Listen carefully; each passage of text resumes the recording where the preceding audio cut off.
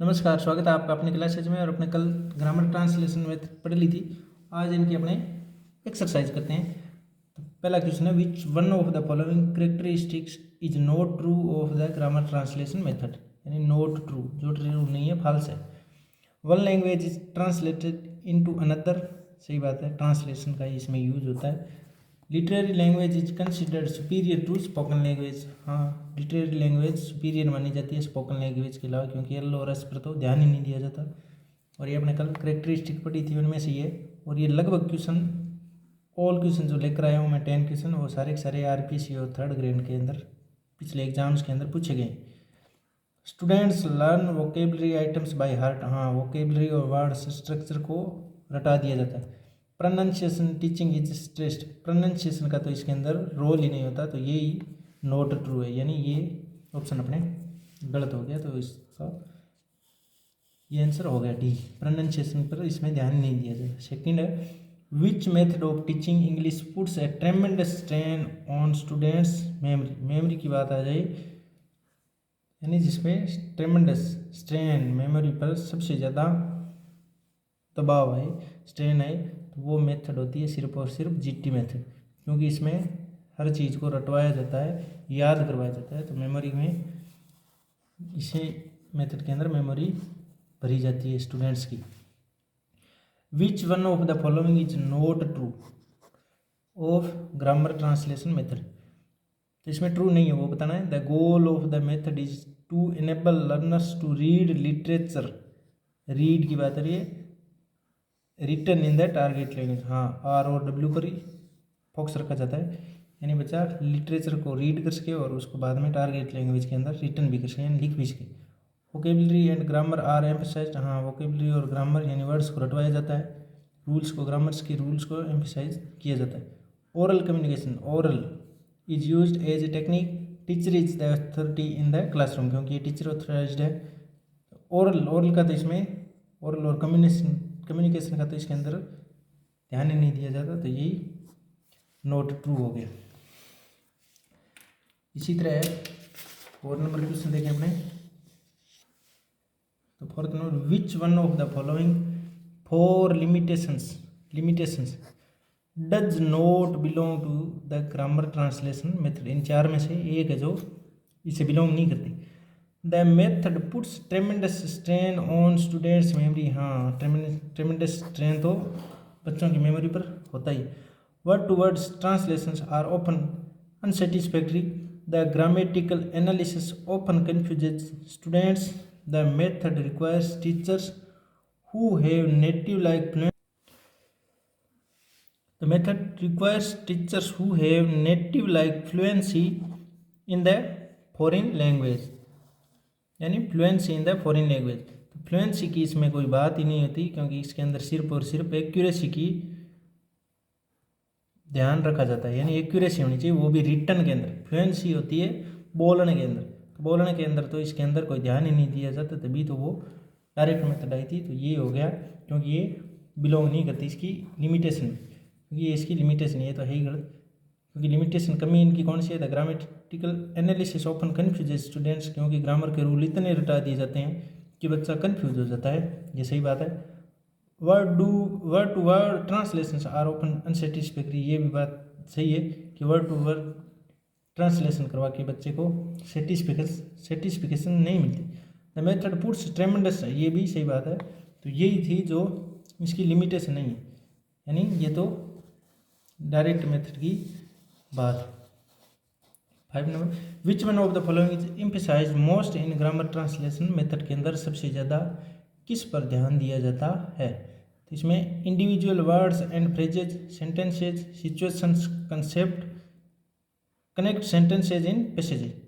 तो इसके अंदर इंडिविजुअल वर्ड्स एंड फ्रेजेज के ऊपर ज़्यादा ध्यान दिया जाता है, एम्फेसाइज किया जाता है, वो जोर दिया जाता है, क्योंकि वर्ड और फ्रेजेज को रटवाया जाता है, याद करवाया जाता है। इसी तरह 6th क्वेश्चन है, the emphasis in grammar translation method is mainly on. किस पर ग्रामर ट्रांसलेशन मेथड के अंदर जोर दिया जाता है। फर्स्ट है listening and speaking practice in target language. क्या लिसनिंग और स्पीकिंग, यानी एल और एस पर इसमें एम्फेसिस किया जाता है? नहीं, क्योंकि इसमें तो सिर्फ और सिर्फ एल और एस को तो नेग्लेक्ट ही कर दिया जाता है। फर्स्ट ऑप्शन ये हो गया, यानी इसमें एल एस आर डब्ल्यू में सिर्फ और आर और डब्ल्यू पर ही जोर दिया जाता है, इनको नेग्लेक्ट कर दिया जाता है। तो ये ऑप्शन गलत हो गया, क्योंकि एल और एस तो एम्फेसिस दिया नहीं जाता। Use of target language of है ये, target language in day to day communication, क्या इसमें कम्युनिकेशन पर जोर दिया जाता है? नहीं, कम्युनिकेशन का तो नाम आते ही इस ऑप्शन को ग्रामर ट्रांसलेशन मेथड के अंदर काटना ही होता है। इसी तरह translation of target language into mother tongue, हाँ ट्रांसलेशन किया जाता है टारगेट लैंग्वेज का मदर टंग में और मदर टंग से टारगेट लैंग्वेज, यानी वाइस वर्सा किया जाता है। Accuracy in oral target language rather than written, written में एक्यूरेसी होती है, ये बोल रहा है कि ओरल के अंदर नहीं, ओरल के अंदर एक्यूरेसी नहीं चाहिए। अपने कल देखा भी था कि रिटन के अंदर एक्यूरेसी होती है, लेकिन ये बोल रहा है oral target language rather then, यानी रिटन के बजाय ओरल के अंदर एक्यूरेसी चाहिए।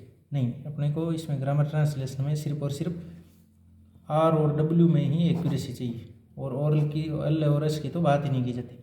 इस प्रकार ये बड़ा इसका आंसर हो गया। इसी तरह 7th नंबर है, which one of the following is not true, not true यानी सही नहीं है, about grammar translation method, GT method के बारे में कौन सा कथन है जो सही नहीं? Students are conscious of grammatical rules of language, हाँ ग्रामर के रूल को रटवा दिया जाता है, वो ग्रामर के रूल के लिए सचेत रहता है। The native language of students is not used in classroom, it is deductive application of an explicit grammar rule in this literary language, in this literary language is superior to spoken language. Same to same जो अपने कल characteristic की थी वो सारी की सारी line to line दी गई है। लिटरेरी लैंग्वेज को सुपीरियर माना जाता है स्पोकन के बजाय, क्योंकि एल और एस पर तो ध्यान ही नहीं दिया जाता, तो ये सही है। इट इज़ डिडक्टिव, डिडक्टिव होती है, ग्रामर को डिडक्टिव रूप से पढ़ाया जाता है। Native language of student is not used, क्या नेटिव लैंग्वेज का यूज नहीं किया जाता, यानी मदर टंग का सबसे ज़्यादा यूज ही मदर टंग का किया जाता है, क्योंकि उसमें ट्रांसलेशन किया जाता है मदर टंग से टारगेट लैंग्वेज में और टारगेट लैंग्वेज से मदर लैंग्वेज के अंदर ट्रांसलेशन चलता रहता है। तो यही ऑप्शन अपना आंसर हो गया। आगे 8th number, the major weakness of the grammar translation method is, सबसे बड़ी कमी ग्रामर ट्रांसलेशन मेथड की है वो कौन सी? तो ग्रामर ट्रांसलेशन मेथड की सबसे बड़ी वीकनेस अपने देखते हैं, it does not provide equal consideration to all the 4 language skills, यानी इस चारों लैंग्वेज स्किल होती है एल एस आर डब्ल्यू, उन पर क्या चारों को बराबर से बल नहीं देती इन पर, हाँ ये भी सही है। लेकिन आगे और ऑप्शन देखते हैं अपने, it provides ample scope to learn oral skill, oral लाते ही तो इसको काटना ही होता है, क्योंकि ओरल कम्युनिकेशन और स्पोकन पर, यानी एल और एस पर तो जोर ही नहीं देती, सिर्फ और सिर्फ आर और डब्ल्यू पर ही ध्यान दिया जाता है। अब थर्ड ऑप्शन है, the written aspect of the language is almost completely neglected, नहीं ये भी रिटन तो आर और डब्ल्यू पर तो सबसे ज़्यादा जोर दिया जाता है, एल और एस को नेग्लेक्ट किया जाता है। The teacher need not necessarily be the master of the target language, ये भी नहीं होता। तो ये है कि इसकी सबसे बड़ी कमी कौन सी है? सबसे बड़ी कमी ये है कि it does not provide equal consideration to all the 4 language skill, यानी एल एस आर डब्ल्यू पर चारों को इक्वल कंसिडरेशन नहीं देती, इसी कारण इसमें ये सबसे बड़ी मेजर वीकनेस है। तो ये इसका ऑप्शन करेक्ट हो गया। अब आगे है 9th number question, in the grammar translation method, grammar translation method के अंदर reading and writing receive the major focus, हाँ सही है, आर और डब्ल्यू यानी एल एस आर डब्ल्यू के अंदर इन दोनों को नेग्लेक्ट और इन दोनों पर ज़्यादा फोकस दिया जाता है। Speaking and listening receive the major focus, नहीं ये तो लिसनिंग और स्पीकिंग तो बात ही नहीं करनी, स्पीकिंग रिसीव स्पीकिंग आती है तो काटना, लिसनिंग रिसीव द मेजर यानी एस ओ एल एल, वो तो दोनों ही गलत बात है। तो ये ऑप्शन राइट हो गई। 10th number, in the grammar translation method grammar is taught डिडक्टिवली, हाँ स्टोर्ड इंडक्टिवली नहीं, स्टोर्ड बोथ नहीं, यानी इसमें ग्रामर है जो डिडक्टिवली यानी